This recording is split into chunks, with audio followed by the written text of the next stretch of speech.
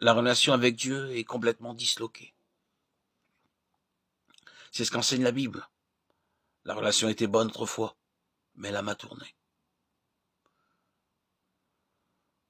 Dans la plupart des cas, la situation est pire encore. Elle est positivement antagoniste. L'homme est dans un état d'antagonisme à l'égard de Dieu, dans sa propre nature, et souvent dans sa pensée, dans son attitude et la manière dont il parle de Dieu. Il existe un état de conflit. Il y a de la méfiance dans l'esprit de l'homme à l'égard de Dieu.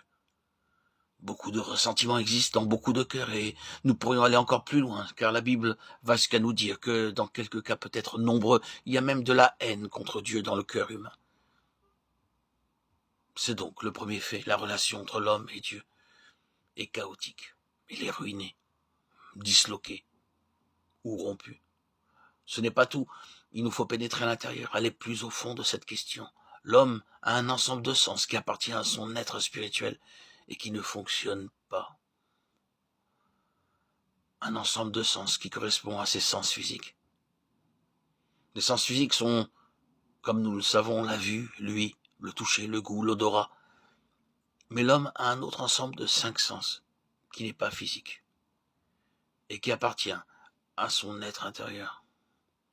Ils sont la contrepartie de ces 5 sens physiques. Et dans l'homme, par nature, ces autres sens ne fonctionnent pas. La Bible parle de tous ces sens d'une manière spirituelle, en relation avec Dieu. La vue, la Bible parle de voir Dieu. Ce n'est pas du tout quelque chose de physique. On ne voit pas Dieu avec nos yeux naturels. Nous avons ce petit passage bien connu. Ceux qui ont le cœur pur verront Dieu. Matthieu 5,8. Ce n'est certainement pas une question physique. Lui, on peut entendre Dieu spirituellement, écouter sa voix, mais certainement pas par le moyen de l'oreille naturelle ou physique. C'est là, dans notre cœur. Ce n'est pas une voix audible que l'on entend, mais quelque chose qui correspond à cela de manière spirituelle. Certaines personnes peuvent dire qu'elles ont entendu le Seigneur leur parler, et cependant, elles n'ont jamais rien entendu par leur oreille naturelle. Le goût. La Bible dit « Goûtez et voyez que l'Éternel est bon » Psaume 34,8. Et personne ne pensera que ce soit une question physique. L'odorat, enfin, cela semble difficile peut-être. Mais lorsque nous disons que nous sentons quelque chose, nous savons ce que nous voulons dire sans qu'aucun facteur physique n'intervienne. Nous entrons dans une pièce où les personnes présentées parlent entre elles. Tout à coup, elles se taisent, se regardent les unes les autres. Nous voyons de l'embarras sur leur visage.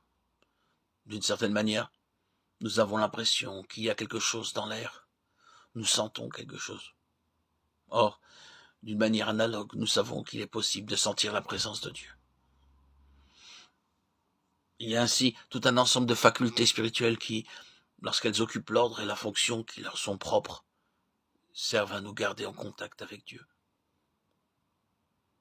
Dans l'homme naturel, l'homme non régénéré, ses sens ne fonctionnent pas.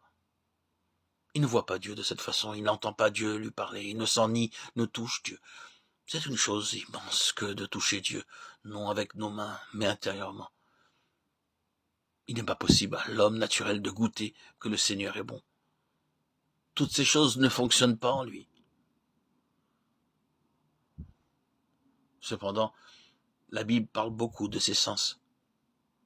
La Bible enseigne, et l'état de l'homme le confirme. Qu'en ce qui concerne Dieu, l'homme est aveugle. L'homme est sourd. L'homme est engourdi. Il n'a pas de sentiment envers Dieu. Il lui est insensible. N'en est-il pas ainsi?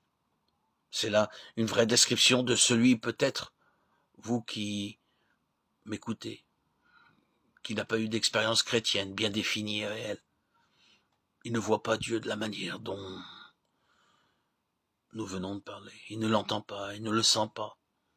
Si pour lui, Dieu existe, il est irréel, éloigné, lointain. Il ne le connaît pas. Ce n'est pas une réelle contradiction à tout cela et à ce qui suivra dans les prochains audios. Si nous disons que, dans la plupart des cas, à très peu d'exceptions près, il y a cependant une conscience de l'existence d'un être suprême qui demande à être reconnu. Le fait est qu'il n'existe point de communion, de compréhension, de connaissance, ni de relation vivante avec Dieu.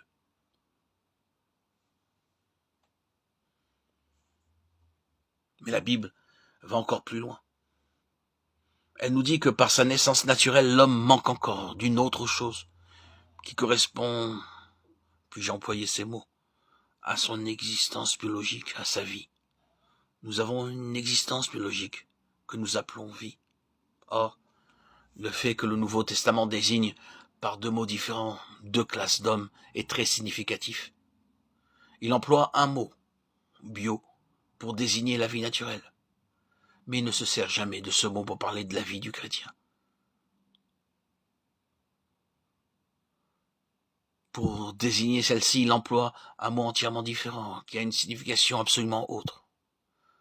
Ce que dit la Bible, c'est que l'homme, par nature, est dépourvu non seulement des fonctions de ses sens spirituels, mais qu'il lui manque ce qui correspond à son existence naturelle, c'est-à-dire la vie. En un mot, la Bible dit que l'homme est mort.